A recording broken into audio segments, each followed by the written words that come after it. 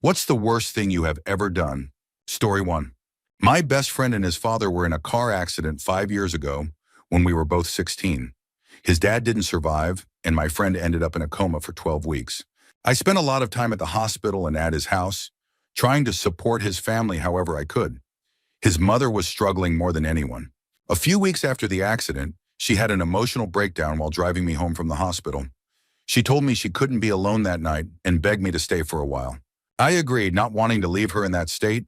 We went back to the house and she poured me a glass of wine, trying to ease the overwhelming grief she was feeling. That night changed everything between us. She was lonely, lost, and looking for comfort, and I was too young to fully understand the weight of it all. It was something that should have never happened, but it did, and it didn't stop there.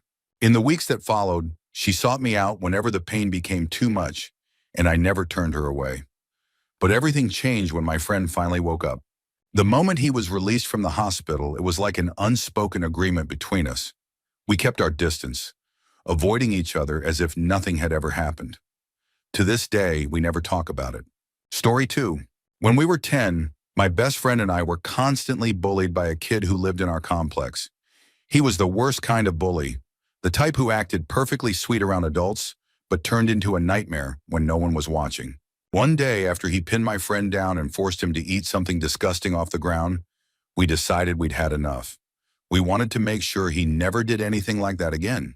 So we grabbed an empty cleaning bottle, filled it with a mix of household chemicals, and went looking for him.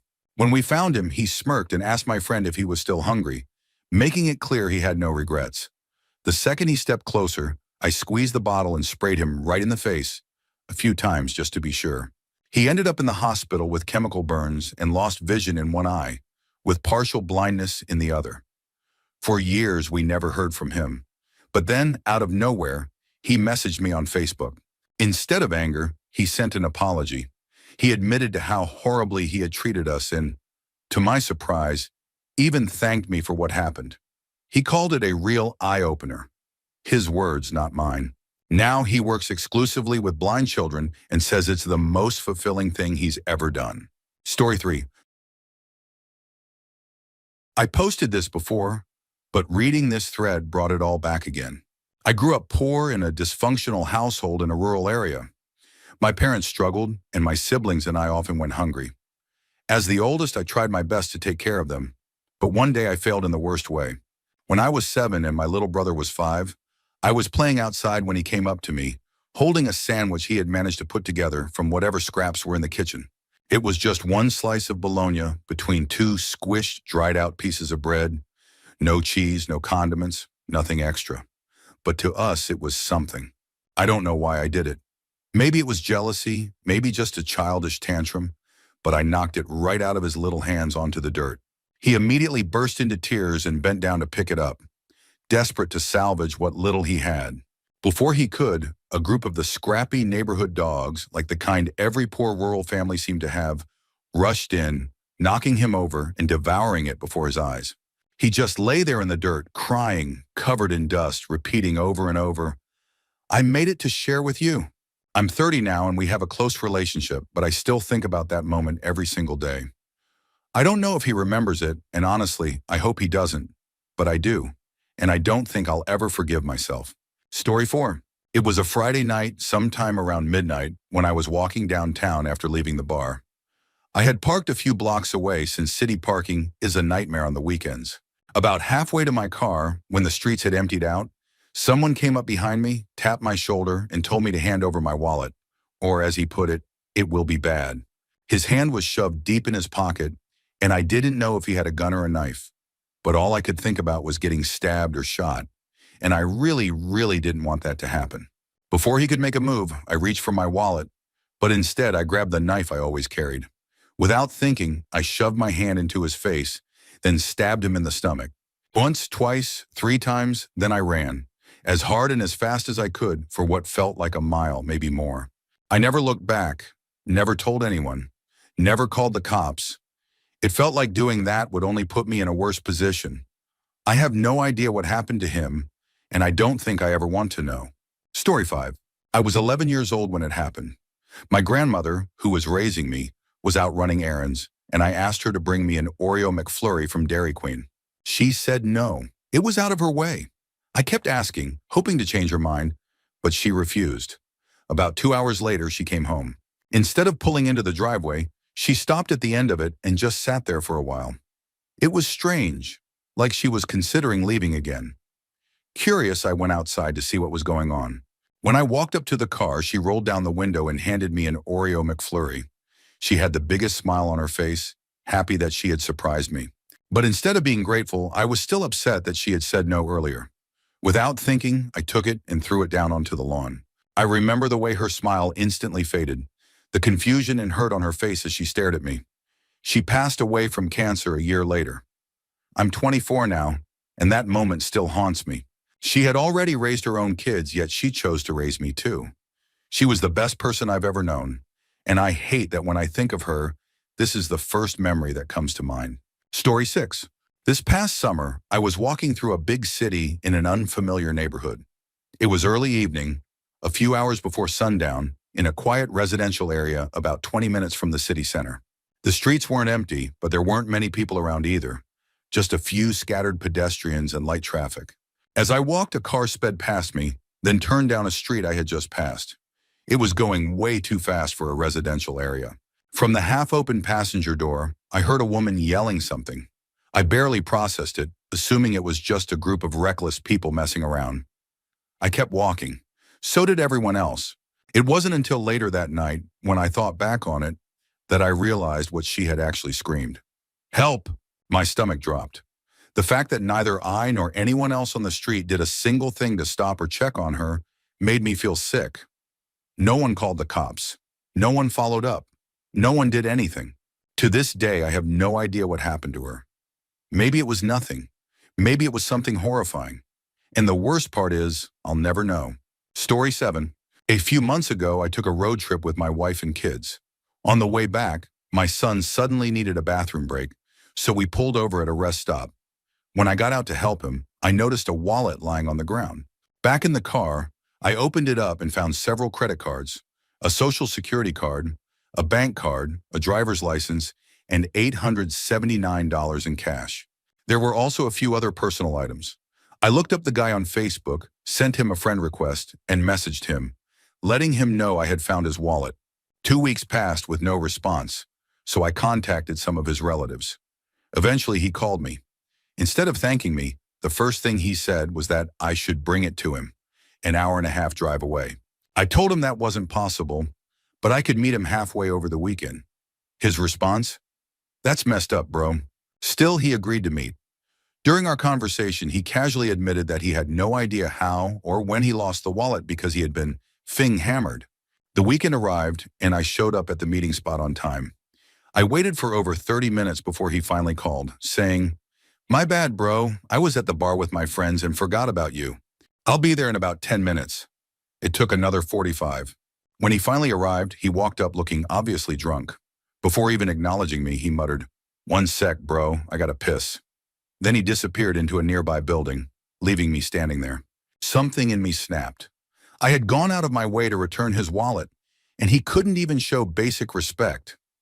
My inner voice said, "Screw this guy." So I took the cash out. Seconds later, he walked back over, and I handed him the wallet.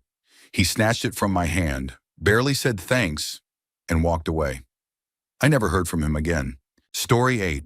I wouldn't have ended her life. I could never have done that. She had only a day left. Cancer had destroyed her liver. Her skin had turned yellow, and her body had swollen so badly that she could no longer move her legs that had once carried her as a ballet dancer.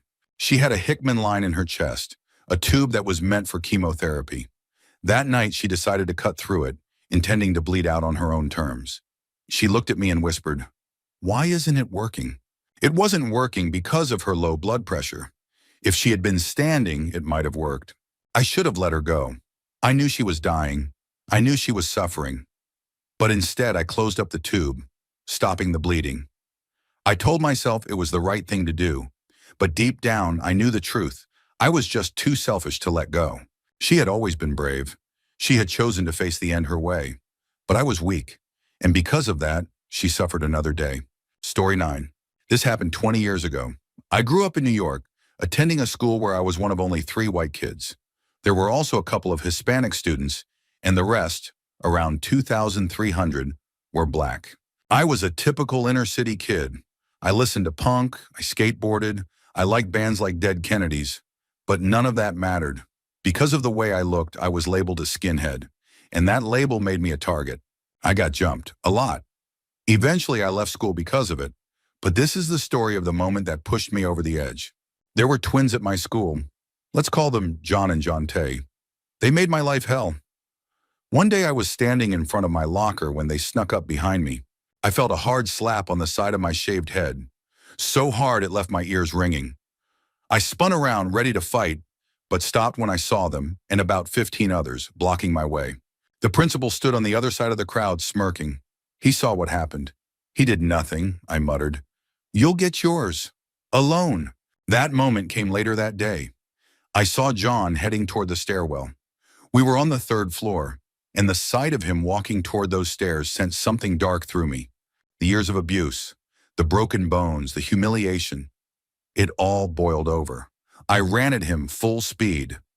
Just as he reached the top step, I jumped and kicked him, both feet slamming into his back in the back of his head. He flew down 15 stairs, hitting the wall at the bottom. I heard the screams, but they were distant, unimportant. Rage had taken over. I sprinted down after him, saw his body lying there, unmoving, and I jumped, landing both feet straight onto his head. That sound, I can still hear it. He needed surgery. I ended up in a boys' home. And to this day, I feel horrible for what I did to him. People say violence changes you. They're right. Years of getting beaten down, humiliated, and ignored by the very adults who were supposed to help me. It turned me into someone else, someone capable of doing what I did. Before you judge me, here's something to think about. 2 years before that day, I was skating home with my friends. John and John Tay spotted us, and John, yes, the same John, picked up a full Snapple bottle and threw it at me. It shattered the bridge of my nose. They ran, my friends chased after them, but they got away. I was left bleeding in the street. That was my childhood. That's the world that made me. And even after everything, I still wish I had handled it differently. Story 10. This still haunts me to this day. When I was 13, my parents bought me a hunting slingshot. Along with it, they got a pack of large metal ball bearings for ammo, but kept them hidden, telling me I wasn't allowed to use the slingshot unless they were home. 15 minutes after we got back, they left for a few hours. My brother, his friend, and I immediately snuck into their room to take the slingshot, but we couldn't find the ammo. Our house was built on an old hazelnut farm, surrounded by trees and full of squirrels. So we started picking up fallen hazelnuts and using them instead, shooting at random targets in the yard. We were terrible at it. We hadn't hit a single thing. Then a squirrel came down onto a low branch just 10 feet away. My brother's friend had a nut loaded, ready to fire. As a joke, I told him to aim at the squirrel. None of us actually expected to hit it, but this time we did. The nut struck the squirrel right in the side of the head. It fell out of the tree, landing hard on the ground. At first, we thought it was dead, but then it started kicking, only with the 2 feet on the right side of its body. The left side was completely paralyzed. Then came the screaming. The most awful, high-pitched, blood-curdling shrieks I had ever heard. It spun in circles, unable to move properly, as blood bubbled from its nose, mouth, and even its eye. My chest tightened. I swear I could feel its pain. I knew what I had to do. I grabbed a thick branch from the ground and slammed it down on the squirrel as hard as I could, but it didn't die. I hit it again, and again. I was hitting it with everything I had, but it kept twitching, shrieking, suffering. It took at least 8 or 10 hits before it finally stopped moving. When it was over, I felt sick. I dug a hole and gently placed the squirrel inside. I petted its fur, whispering, "I'm sorry," over and over before burying it. I'm 31 now. Almost 20 years have passed, but I still think about that day. It still makes me sick. Story 11. Years ago, I was addicted to coca, and to support my habit, I started selling it. That was bad enough, but one weekend, I took things even further. I had just picked up a large supply and planned to rent a cheap motel room to hustle for the weekend. On my way there, I had a friend in the car with me. He spotted a girl walking down the street and asked me to stop so he could say hi. She told him she was headed to a well-known area for crack. I laughed to myself because I knew I had the purest coke around. She asked what was funny, and I asked if she knew how to cook her own. When she said yes, I told her to hop in. No need for her to go buy weak, overpriced crack from someone else. I had the real stuff. She got in. My friend had already told me she was a crack addict and a prostitute, and that's when my coca-fueled brain started spinning. When we got to the motel, I sold her $10 worth. She cooked it up immediately and took a hit. The moment she inhaled, her eyes widened and she turned to me, asking if I had enough to keep her going all weekend. I told her, as long as you've got the money, I've got the supply. For the next 2 days, I watched her fall into a cycle. She'd buy a small amount, cook it, smoke it, then leave to sell herself for more money. Then she'd come back, buy more, and do it all over again. I could have made the money I needed by selling to a few regular customers, but I didn't. I let it keep going, not because I had to, but because I wanted to see what it felt like. At the time, while I was high, it felt exhilarating. Looking back now, I feel disgusted with myself. Story 12. I lost my temper so badly over the phone with my wife that I scared her away. Literally. Now we're getting a divorce, and she wants nothing to do with me. We met in 2006, right before I enlisted. We broke up when I left, but remained on good terms. In 2008, after most of my training was complete, we got back together. I deployed a few times between then and 2010. In January of that year, she moved across the country to live with me. That August, we got married. A few weeks later, I went on vacation alone to visit family because she couldn't take time off work. Maybe that was a bad call. Who knows? The following month, I left for the longest period since she had moved in. 11 months away, with only one visit, Christmas, when I flew her out to see me before I deployed again. This time, I went to Afghanistan. I didn't like it. It smelled awful, and the locals didn't want us there. When I came back, I was different, quick to anger, withdrawn, slow to forgive. I started drinking heavily. She became the target of my frustration, and she absorbed it all without complaint. Let me be clear, I never physically hurt or threatened her, but my words did plenty of damage. In March 2012, I deployed again. This time was better. Less of the awful stench, better views and fewer bullets flying our way. By August, I was back home. I kissed my wife, then immediately left for vacation to see family again. This time, I didn't go alone. I brought a female friend. Nothing ever happened, but the damage was done. My wife was crushed. Two depressed people in a marriage don't work well together. Looking back, I can see the cracks forming. It makes me sad to realize how inevitable it was. We tried counseling, but only made it through one session before she moved out. The official reason? I wanted to separate and move to Oregon, and she didn't want to live on the West Coast. But I know it was deeper than that. A week later, she came over, and we spent an evening together, trying to hold on to something that was already slipping away. The next day, I felt uneasy. I needed to see her. I told her as much. She, overwhelmed and stressed, decided to go to a party instead. That was the final breaking point. I lost it. I flew into a rage, on the phone, off the phone, pacing the house, spiraling. I threatened to burn all of her things, not because I actually wanted to, but because seeing our memories scattered around the house was too much to handle. It tore me apart. She showed up with the cops. I had scared her, terrified her. I sat in shock as she quickly grabbed more of her things and left. That weekend, I did nothing, just sat there drinking, playing video games. No food, no appetite, no motivation. It hit me too late that my inability to control my anger, my drinking, had cost me my marriage. Tomorrow, we're meeting at Panera. I'm going to ask if we're beyond reconciliation. I hope we aren't. Story 13. When my wife and I first started talking years ago, there was a guy who had liked her for much longer than I had known her. He couldn't let it go. As my relationship with her grew, he refused to back off. At first, I tried to keep things light. We had been decent friends, but he just wouldn't drop it. It escalated to the point where we almost fought a few times because he couldn't keep his mouth shut. Here's some backstory. Before all of this, he had a child with a girl. One afternoon, while traveling to a neighboring town, they were in a car accident. Both she and the child were killed. It destroyed him. Fast forward to when he had reached full stalker mode with my wife. I had enough. I tracked him down, got in his face, and told him that he had nothing left. That the only people who had ever truly loved him were gone. That maybe it was time for him to go join them. It worked. He cut off all contact with her and me. Eventually, he left town. Years later, he found someone new. He's married now with children. He moved on. He's okay. At the time, I felt nothing. I was just glad he was gone. But looking back, I realize it was probably the most horrible thing I have ever said. And no matter how much time passes, I don't think I'll ever forget it. Story 14. I met a close friend in 2006, and over time, we became really close. He didn't have many friends, and the ones he did have only stuck around because he had good weed. He got picked on a lot in high school. His father was a raging alcoholic, and his mother had left when he was 11, never contacting him again.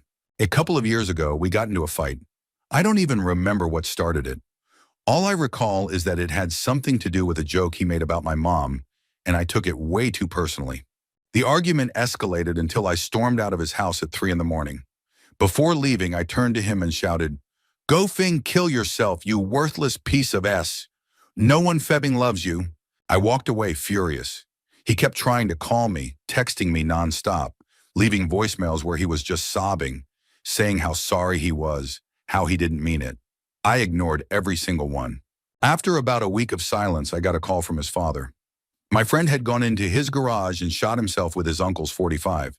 It's been 2 years since his death, and I still hate myself for it. It was my fault. I could have forgiven him. He was broken, abandoned, struggling his whole life, and I, his only real friend, was the one who told him he was worthless. I can never and will never forgive myself for that. Story 15. When I was a senior in high school, a girl asked me to prom. I didn't know her well, but I had heard she had a crush on me and had finally worked up the courage to ask. She was sweet, kind, and genuinely excited about going together. She even offered to buy the tickets and split dinner costs.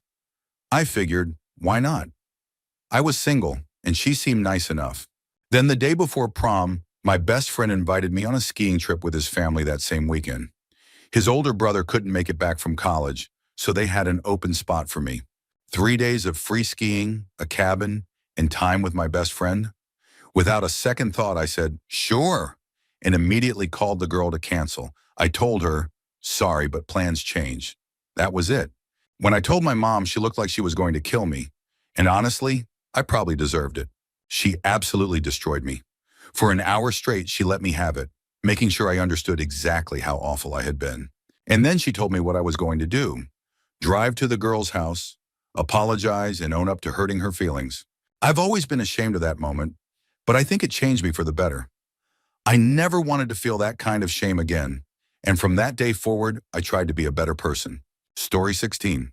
I've been abusing alcohol for about 10 years, drinking alone to the point of blackouts 3 to 4 nights a week.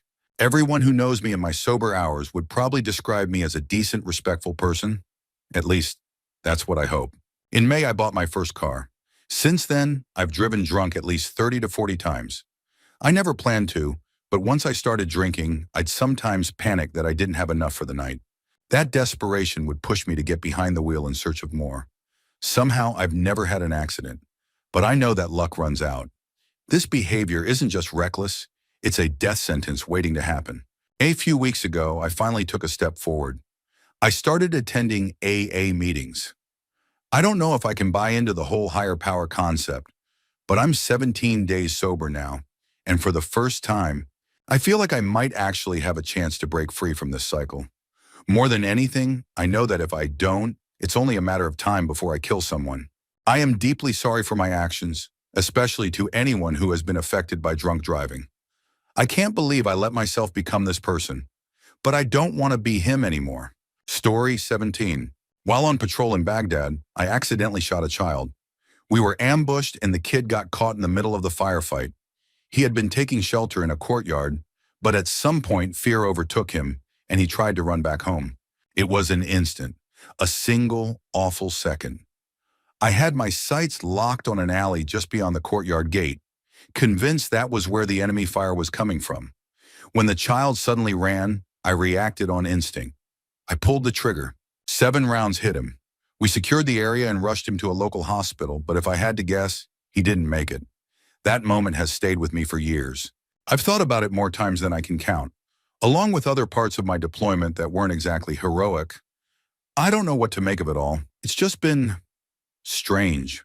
Story 18. Earlier this year, I found out my fiancée was cheating on me. The second I knew, I cut her out of my life. No second chances. No explanations. Even though every part of me still wanted to be with her, I refused to let myself stay. 2 months later, she called. Her father had committed suicide that night. I was devastated. He had always treated me like family, and I saw him as a second dad. His death hit me harder than I expected. Months passed. I cycled through every emotion imaginable: grief, anger, heartbreak. But despite it all, I never really lost my temper with her. Not until the night she called me again. We had booked a vacation together before the breakup, and since I had paid for it, any changes had to go through me. She wanted to know if I could transfer the reservation so she could take him, the guy she cheated with. I usually don't explode. I can count on one hand the number of times I've completely lost it, but that night, that was one of them. I told her to fuck off, that I'd rather lose every cent than help her take that guy on a trip we had planned together. She fired back with the usual venom. "You're a piece of sassing. Leaving you was the best decision I ever made," and so on. And then without thinking, I snapped. "At least I still have my fing dad, you fing whore." I hung up before she could say a word. A few seconds later, I realized what day it was. Exactly 6 months since her father died. I felt sick. That wasn't me. That wasn't the person I wanted to be. No one had ever made me feel so much anger before. Then again, no one had ever made me feel as much love or as much pain as she had. But the strangest part? After that night, I felt better. Like I had finally let go of something I'd been carrying for too long. It was a turning point, and after 8 months of anger, I was finally ready to move on. Story 19. I used to beat up my little brother when we were kids. There was a decent age gap between us, which just made it even worse. It wasn't just sibling roughhousing, it was bad. I'd bruise him, sometimes worse. Once, I even knocked out one of his baby teeth. We fought constantly, but it was never really a fight. I would snap over something small and lose it completely, taking out all my pent-up rage on him. I was angry, helpless, tormented at school, and had no idea how to deal with any of it. So I made him my punching bag. One day, after something particularly bad, my mom dragged me into another room, shut the door, and just stared at me in disgust. Then she said, "What the hell are you doing to your brother? He looks up to you, you know." That hit harder than anything she could have punished me with. In that moment, it was like a weight crushed me. Here was my little brother, looking up to me, wanting my approval, and I had become the very thing that tormented me. Worse, even. That was it. I turned it around completely. Never lost my temper with him again. I apologized and spent the rest of my time at home trying to be the best brother I could be. Over the years, we grew close, and he became the family member I missed most when I moved away. But no matter how much time has passed, I'm still really, really sorry for what I did. I apologized to him years ago, and he just laughed it off, saying it didn't matter. But it does. I still feel that black mark on me, something no apology can erase. I still remember that moment. That feeling when you realize you've crossed a line you can never fully make up for. Story 20. When I first met my wife, she was married to another man. I found out after a study session with her that he was abusive. She was stuck, financially dependent on him, still in school, trapped in the cycle that so many battered women find themselves in. It was heartbreaking. Then one day she showed up to class with a black eye. I didn't even have to ask. I knew exactly who had done it. I got up, left the classroom, and found two of my frat brothers. I told them I needed their help and to not ask questions. They didn't hesitate. We went straight to where her husband worked, lured him into the parking garage, and beat him within an inch of his life. He spent 4 weeks in the hospital with internal injuries, multiple fractures, a brain bleed, and a detached retina. While he was recovering, I sent him a get-well-soon card. Inside, I told him to divorce his wife, and that if he ever laid a hand on her again, his family wouldn't be planning a hospital stay. They'd be planning his funeral. I meant it. If my brothers hadn't physically stopped me, I probably would have killed him that day. Shortly after he filed for divorce, my wife had to drop out of school and take a job waiting tables to get by. That's when I stepped in. I helped her however I could, supported her, and over time we fell in love. She has no idea what I did that day. To this day, she thinks her ex was mugged during his lunch break, and I'll never tell her otherwise. Story 21. The worst thing I've ever done was recent, and I have no idea how to fix it without completely destroying my life. Long story short, I cheated on my wife, but how it happened is what makes it so much worse. My wife and her brother are fraternal twins, incredibly close. practically inseparable. Because of that, I've spent a lot of time around her brother and his wife. We all knew each other well. One night, my brother-in-law was out of town on business, so we invited his wife over for dinner. My wife got called into work. She's a nurse in the ER, so it was just the two of us sitting by the pool drinking wine. After a few glasses, we started playfully pushing each other around. She lost her balance and fell in. While her clothes were drying inside, we sat there talking, her wrapped in nothing but a towel. Then at some point, the towel came off. The next thing I knew, we were having S. I wish I could say it ended there, that we both felt awful and agreed to pretend it never happened. But life doesn't work like that. A few weeks later, she found out she was pregnant. She and her husband had been trying for a while, but apparently he had fertility issues. He had been out of town for a full week before that night, so we both knew the truth. It was mine. When she took a pregnancy test, he was the one who was with her. He was over the moon, thrilled that they were finally going to have a baby. He immediately told all their friends and family. Meanwhile, I sat there, watching everything unfold, trapped in my own personal nightmare. Somehow we've kept our cool. No one suspects anything, but it's only a matter of time before it all falls apart. My wife and her brother are Asian. Both me and my sister-in-law are white. That baby's going to look nothing like its supposed father. And to make things even worse, my wife is 3 months pregnant too. Every day I wake up knowing my entire life is a ticking time bomb. I can't sleep. I can't think about anything else. I don't know what to do. All I can do is wait for everything to come crashing down. Story 22. It still baffles me why I did what I'm about to confess. I've never been someone who values objects much. I hate spending money on things I don't need, especially electronics. I still use an old phone and a laptop so outdated it can't even run Minecraft without freezing. One summer night in a secluded university computer lab, I noticed an iPod left at one of the stations. Without thinking, I stole it. It was the first personal item I had ever stolen in my life. I didn't even care about stealing. I didn't really listen to music, and I knew it would ruin someone's day. But I did it anyway, without hesitation. The headphones were nice too, but I didn't need those, so I left them behind. Maybe the owner was relieved to still have them. Maybe it just confirmed their worst fear, that someone had intentionally taken their iPod and left everything else. It was a 160 gig iPod, a nice one. I hardly even used it. At most, I put a couple of gigs of music on there, and only really used it during workouts. Eventually, it got stolen from me at the gym. When I realized it was gone, I didn't even care. I just nodded to myself, accepting that I was now part of this apathetic cycle of people who have no respect for personal property. Story 23. When I was 9, my brother and I lived with our single mother. She had a boyfriend? I don't know if that's the right word. Looking back, she was his mistress. He was married. She hated him, but every time he was around, we had more money. One night, he woke me up at 1 a.m. and asked me to go through my mother's phone contacts. He wanted me to read out every name to him. I knew something wasn't right, but I was too young to understand what. So I did what he asked. For some reason, I skipped any names I thought he wouldn't recognize. But then I got to one. Jacob. He stopped me immediately and asked, "Are you sure it says that?" Jacob? His voice was urgent. I confirmed it, finished the list, and he let me go back to bed. I didn't tell anyone about that night, until now. A few weeks later, my mom, my brother Jacob, and I were sitting outside our house. Yes, the same Jacob. He was actually a chill guy who lived down the road. My mom was talking to him while my brother and I played in the dirt. Then I noticed a car pull up across the street. Ed stepped out, his expression twisted with anger. He was drunk, and he had a gun. My mom turned to him, her laughter dying instantly. Her face froze. Then she screamed for me and my brother to run into the house. I bolted up the driveway, expecting them to be right behind me. Before I could turn back, I heard a gunshot. My mom screamed.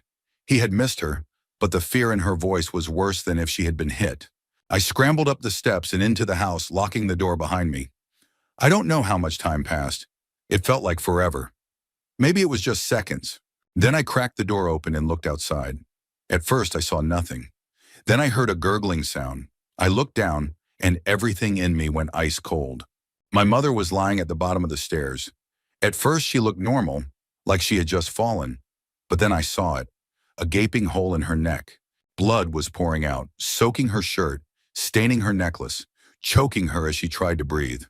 She made a sound I will never forget, a horrible, wet, gurgling noise as she drowned in her own blood. And my little brother was just sitting there. Watching, I lost it. I ran through the neighborhood, screaming. I don't know how long I ran, how long I screamed. I just know that my grandparents, who lived across the street, eventually came home.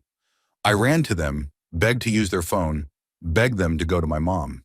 I called the hospital, trying to remember everything I had ever learned in school about emergencies. I was going to save her. Then they asked for my address, and I gave them the wrong one. My brother and I were taken in by neighbors, people trying to comfort us, telling us it would be okay. The ambulance was on its way, but it didn't arrive. Not soon enough. By the time it did, they covered my mother with a white sheet, and I knew what that meant. I woke up the next morning convinced it was all a nightmare. But reality is a cruel, unforgiving thing. The world had lost one of the most wonderful people to ever exist. Ed chased Jacob down that night, shooting him but failing to kill him. Then he drove home, parked outside with his wife and son just feet away, and put a bullet in his own head. I know, logically, I'm not to blame, but I helped him find out about Jacob. My mistake made the ambulance late, and my greatest shame, I'm certain I closed that door. I locked my mother and brother outside. Story 24. I hit a human being on the interstate and possibly dragged what was left of them for 100 yards. My friends were in the car ahead of me, and they hit him first. The person had been ejected from a vehicle just minutes before we arrived. His body flew from under their car and then straight into mine. The sickening crunch, the violent shuddering of my car, it was undeniable. We had hit him, too. We pulled over, our bodies in shock, trying to comprehend what had just happened. When I stepped out, I realized we were still dragging something. It turned out to be just the gore-splattered front bumper, barely hanging on. The scene around us was surreal. Dozens of people had stopped their cars, standing on the shoulder, staring. When I asked what I should do, several told me to just leave. So I did. The next morning, I walked outside and saw my car sitting in the driveway, looking like something straight out of a horror movie. The trunk was splattered with human remains. And then it hit me. I had to get my front right tire replaced that same day. It had gone flat hours before the accident, and I couldn't afford to delay it. I knew what had to be done. I grabbed a hose, but the freezing temperatures had turned everything solid. Every bit of flesh, every stain, frozen to the metal. I spent what felt like hours scraping and scrubbing, using a bucket, pliers, and a sponge. Cleaning off the undercarriage was the worst part. Every movement made my stomach turn. That day still haunts me. Not just the accident itself, but the way I had to wash away the evidence. Like it was just another mess to clean up. Story 25. I was the only witness to a wreck on the road near my job. One of the people involved had managed to crawl away from the wreckage, but the other car had flames crawling up from the hood. It looked like it was about to explode. As I sat there frozen, I saw an arm stretch out from the passenger window, reaching for help. Helpless, trapped. Every instinct in me screamed to get out of my car and pull them to safety. But then I thought about a friend of mine who had been in a wreck just the week before. He had pulled an unconscious victim from their car, trying to help, and they ended up suing him, claiming he made their injuries worse. That was all I could think about. Instead of running to help, I called the police, reported the accident, turned right at a red light, and didn't look back. I don't know what happened after that. I don't know if that person survived, and I've felt guilty ever since. I don't know if I could have saved them, but I'll always wonder if I should have tried. Story 26. I have cerebral palsy, and because of that, I was bullied relentlessly as a kid. Between kindergarten and 6th grade, I had to change schools 3 times. Kids pushed me into walls, beat me up, humiliated me daily. I used a walker to get around, and that only made me an easier target. When I started at my last school in 5th grade, there was one kid who made my life hell. He was massive for his age, at least 200 pounds, and he wasted no time making sure I knew my place. On my 3rd day there, he shoved me down the stairs leading into the gym. I ended up in the ER with a dislocated shoulder. 3 months later, he was standing by the boys' bathroom, talking to his friends. As I passed by, I heard him say something about how I would never have a girlfriend because I walked like a duck. I wasn't a violent kid, I never had been. But that day I snapped. I walked straight up to him and swung my walker like a baseball bat, smashing it into his nose. At the same time, my balance gave out, and I fell into him, knocking us both backward. As we hit the ground, another student walked out of the bathroom. The door swung open, the knob slamming into the back of the bully's head. Later, I found out it had cracked vertebrae in his neck and permanently paralyzed his right arm and hand. After that, no one ever bullied me again. They just called me Crazy Duck instead. Story 27. I had to put my dog down. I grew up in the middle of nowhere, Missouri. When I was 17, my beagle, Ralph, was hit by a car. He had been my best friend for years, through every lonely night, through all the times I felt like I had no one else. Ralph was always there. I saw it happen. The car was going at least 60 in a 35. It hit his rear end, sending him spiraling off the road like a rag doll. It was a nightmare, one of those moments where you just know there's no coming back from it.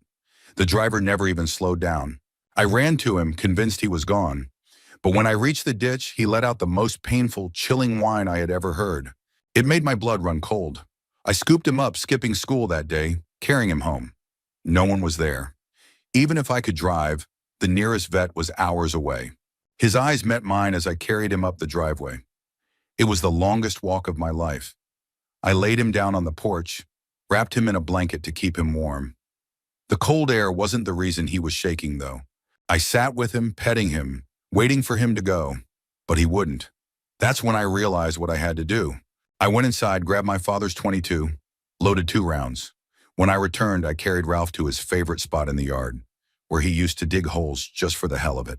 I laid him down, pet him one last time, trying to convince myself I was dreaming. I leveled the rifle to the back of his head. "Goodbye," I whispered. He looked up at me, as if he understood. He licked my hand one last time, then rested his head back down. I pulled the trigger. Then I pulled it again, just to make sure he didn't suffer. I wrapped his body in the blanket, dug out one of the holes he had made, and buried him there. Then I sat by his grave and cried. I know it was the right thing to do, but it still haunts me. Story 28. I was friends with this girl in college, but honestly, she annoyed the hell out of me. She didn't have many other friends, though, and for some reason, I stuck around. Then she met this sleazy guy. I couldn't stand him. Rude, crass, ignorant. The kind of person who thought lying and messing with people was peak comedy. When they got engaged, she asked me to be her maid of honor. Looking back, I should have said no and cut ties then and there. But for some reason, I agreed. Throughout the wedding planning process, she bugged me more and more. The closer we got to the big day, the more I realized how much I just did not want to be around her anymore. But I had already committed, so I followed through. On the day of the wedding, I did my duty, stood by her side, smiled, made my speech, but I didn't even stay for the whole reception. I had another friend's going away party that same night, and I chose that over staying at her wedding. When I hugged her goodbye, it was the last time I ever saw her. I just stopped answering her calls, never reached out again. She had a habit of making me feel like crap, always picking on me, bringing up my personal problems as the punchline of her jokes in front of other people. So I don't regret ending the friendship, but what I do feel bad about is disappearing after being in her wedding. I imagine her looking at those photos, maybe showing them to her kids one day, and seeing me there like some kind of ghost.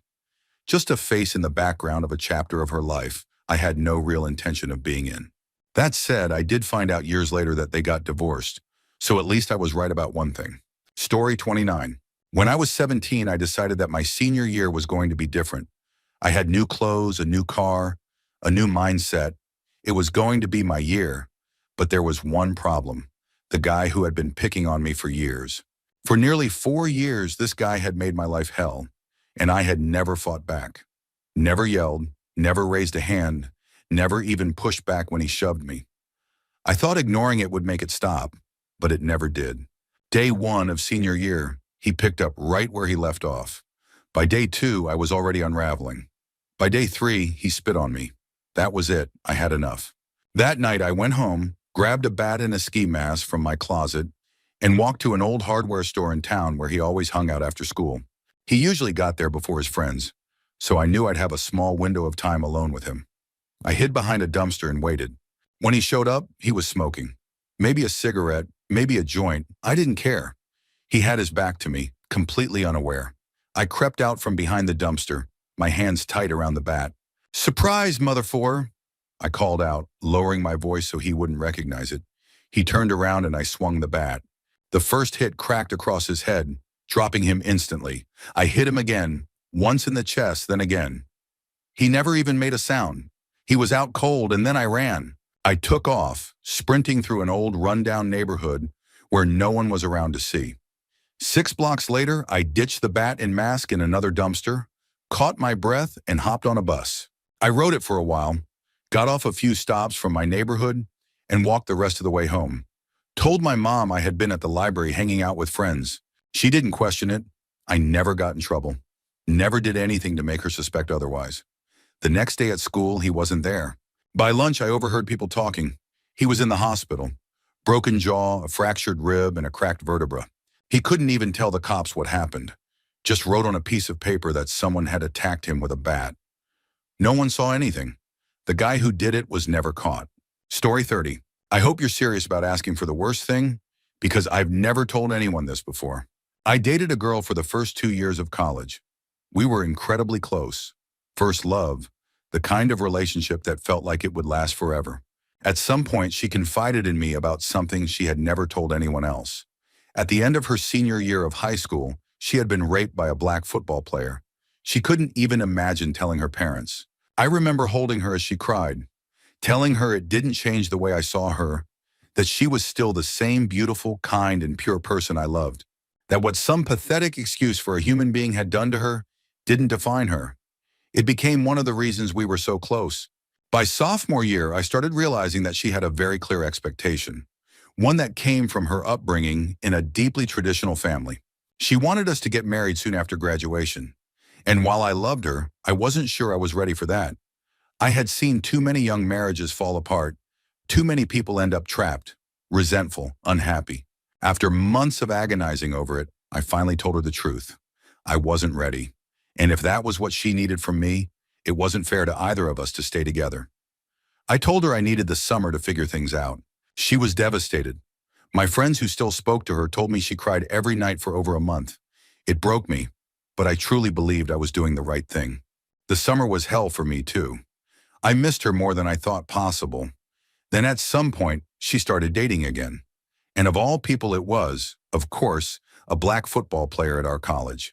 She still called me, still texted me. She wanted to see me the second school started back up. It was obvious she wanted to get back together, but wasn't brave enough to say it outright. And I still wasn't sure if it was the right thing to do, because I still wasn't sure about marriage. So we danced around it, and she went back to him. I didn't know the guy personally, but I knew his reputation. He was a player, a guy who used girls, broke their hearts, moved on. The thought of her with him made me sick. It scared me for her, but I kept my mouth shut. Then one night we had a massive fight. She threw every dagger she could find, said I had never really loved her, that I had broken up with her just so I could sleep around, which was completely untrue. I couldn't even look at another girl for months after we broke up. That night I got blackout drunk, the drunkest I have ever been in my life. I don't remember anything about it. But the next day, I woke up to the aftermath. At some point during the night, I had sent her a text, a horrible, cruel, unforgivable text. Among other things, it said, "You must have enjoyed it the first time." The second I saw it, I felt like I had been hit by a truck, like my soul had left my body. I couldn't believe it. I didn't even know I could say something like that, especially to her. I apologized in every way a person can apologize. I did everything I could to make up for it, to be there for her, to show her that it wasn't who I was. And she accepted my apologies. She still came to me as a friend when she needed someone, but I know she'll never really forgive me, and I don't think I'll ever forgive myself. For a long time, I thought about ending my life over it. I lay awake at night, staring at the ceiling, wondering how I could have ever said something like that. How some dark, hateful part of me I didn't even recognize had surfaced in the worst possible way. I still wonder that, and I don't think I'll ever have an answer. Story 31. When I was about 7 years old, I hadn't realized I needed glasses. My entire world had always been blurry, and I just assumed that's how it was supposed to be. One day while playing at the park, I saw what I thought were my friends on the walking path across the field. Without thinking, I took off on my Top Gun 10-speed bike, the one with the broken brakes. The path was narrow, only about 5 feet wide, elevated slightly like a small dike. As I sped toward them, I yelled, expecting them to move out of the way. But they didn't. And as I got closer, I realized, too late, they weren't my friends. It was an elderly couple, probably in their 80s, just out for a walk. I panicked and tried to stop, laying my bike down sideways, but I was already moving too fast. I plowed straight into the woman. I will never forget the sight of her bloody face, the look of sheer horror on the man's face, the way they just stood there, silent. They didn't yell, they didn't curse at me, they didn't have to. I still see her face sometimes, vividly, even 20 years later, and I still feel like absolute shush. Story 32. When I was 17, I nearly beat a kid to death at a party. My dad started me in wrestling when I was 6, and by 10 I was training in MMA. Against the average person, any fight was almost always unfair. I could handle myself. This kid, he was one of those guys who always had a pack of friends with him, jumping people, beating on kids who couldn't fight back. He had been doing it for years. That night, when the party started winding down, his friends left, but he was still acting like the same asshole, shoving people, picking fights, showing off. Then he slammed my little brother, 15 years old, onto a concrete pad. I saw my brother's head bounce off the pavement, and the worst part? The other kids just stood there grinning. They watched. Something in me snapped. I ran full speed and crashed into him, slamming him against the side of the garage. In an instant, I was on top of him, raining down blows. 5 or 6 punches in, he stopped fighting back. But I didn't stop. I couldn't stop. I kept going, hitting him again and again, until 3 guys had to physically pull me off him. He ended up in the hospital for over half a year. Severe brain swelling, multiple fractures, internal damage. From what I've heard, he's never been the same since. He thinks slower now. He struggles with basic things. I see him every once in a while when I go back home. I know what I did to him. And while I feel bad that he's disabled now, I don't regret it for a second. Because if I hadn't done it, my little brother could have been the one with his skull cracked open on the concrete. Story 33. When I was in 5th grade, I got bullied a lot. My dad always told me, if someone picks on you, kick the shit out of them. So I did. This kid, Brandon, had been beating on me for a while. I don't even remember what started it, but that day something in me finally snapped. I stood up to him, pushed back, then saw a rock on the ground. I knew I didn't stand a chance in a straight-up fight. He was bigger, stronger. If I didn't do something fast, I was going to get wrecked. So I kicked him in the shin, grabbed the rock, and hurled it at his leg. It hit with a sickening crack. He screamed. He fell, and before I could even think, I kicked him in the ribs as hard as I could. His leg was broken, so was a rib. He screamed so loud, a horrible gut-wrenching sound. The rock had torn a deep gash in his leg and there was blood, so much blood. His parents were surprisingly understanding. They didn't press charges, just asked that we apologize to each other. I had a broken nose and a cracked rib too. It wasn't one-sided. But after that day, I never fought back again. I'm a big guy now, not just fat. Solid. If I lost a little weight, I'd probably be ripped. But I don't fight back anymore. Because I still remember how he screamed. I'm still terrified of what I did that day, and I never, ever want to hear that sound again. Story 34. I killed a man when I was 9 years old. He was my mom's boyfriend, a mean, violent drunk who liked to threaten my family. That night, he was wasted, slurring some nasty, disgusting thing to my mom. I yelled at him, too young and too angry to care about the consequences. He decided to answer me by smashing a bottle over my head. I hit the floor, bleeding, dizzy, my vision blurring from the pain. My mom freaked out, screaming that she was going to call the cops. He grabbed her and slammed her against the wall, pinning her there like she was nothing. That's when my sister ran in. She was 3 years older than me. She had seen the blood pouring down my face and knew things were bad. And she had brought a gun. She had stolen it from a friend of my mom's husband when she realized how far things were going. But the second she stepped into the room and saw him holding our mom against the wall, she dropped it. Instead, she lunged at him, jumping onto his back and biting into his neck with everything she had. He screamed, a horrible, rage-filled sound. He let go of our mom, who crumpled to the floor, half conscious, and focused all his attention on my sister. He yanked her by the hair, trying to pull her off, but she wouldn't let go. So he did what he always did. He turned violent. His free hand, the one that wasn't holding the broken bottle, wrapped around her throat. He ripped her off of him and slammed her to the ground, pinning her by her neck. Then he pressed the jagged glass to her throat. I didn't think. I didn't hesitate. The gun was in my hands before I even realized I had picked it up. My heart was hammering, but my fingers moved on instinct. Cocked the gun, disengaged the safety. He looked up at me, saw the gun aimed right at his head. Drop the gun or I'll... He never finished the sentence. He never got the chance to say kill her, because I pulled the trigger before he could. It was the easiest decision I've ever made, and the hardest thing I've ever lived with. He was a drunk, abusive monster. He had hurt my mother, hurt me, was about to kill my sister. I had a clear shot. He deserved it, right? But the nightmares don't agree. The nightmares tell me I was just a kid who pulled the trigger without a second thought. The nightmares remind me that I killed a man without thinking, and that's why it's the worst thing I've ever done. Story 35. I'm only 14, so I haven't had time to truly experience the world. But the worst thing I've ever done, or almost done, still haunts me. In 2010, when I was almost 13, my older brother was struggling. Our mom had been diagnosed with breast cancer, and he couldn't cope. That's when his girlfriend introduced him to coca. They moved into an apartment downtown, and one day she brought him a bag of it. What she didn't know, or maybe didn't care to check, was that the dealer had laced it with something toxic. My brother went to sleep that night and never woke up. 27 years old, she stepped over his body and left the apartment. I found out where she was staying. I learned her work schedule. I planned everything. I was going to find her, and I was going to make her feel even a fraction of the pain she had caused my family. I almost did it, but in the end, I realized something. Life had already shortchanged her. Sooner or later, she'd get what was coming to her. I can't put into words the suffering she put me and my family through. And if I ever see her again, mark my words, you'll see the story in the papers. Story 36. I've always had this issue with relationships. I'll meet a girl, think she's great, and then suddenly I'll find something, some tiny thing, that bothers me.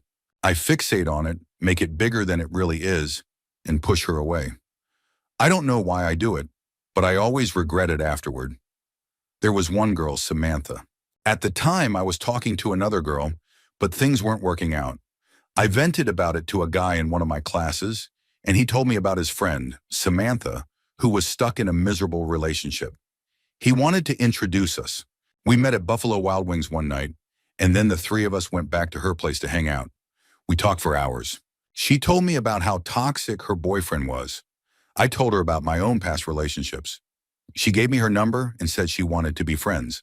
Over the next few days, we hung out a lot. I don't know if her boyfriend, who was away at university, knew about it, but we never did anything inappropriate. I don't mess with taken girls. Then things with her boyfriend got worse. She finally left him and told me she wanted to be with me. A couple of weeks later, she came back from school, and we hung out again. But for some reason, the second I saw her, I started losing interest. As the night went on, the feeling only got stronger. We got intimate, we slept together, but the whole time something in me was already pulling away. Afterwards, she asked me to stay and watch a movie with her. I lied, told her a friend had texted me from the bar and needed a ride. I could see it on her face. She knew I was full of shaish. Whatever, she said as I left. The next day, she asked me if I really had to pick up my friend. I lied again. She told me not to talk to her anymore. Called me an asshole. She was right. I regret it now. She was one of the nicest girls I'd ever met, and I treated her like she was nothing. If I could go back, I'd apologize, but I don't think I'd even deserve the chance.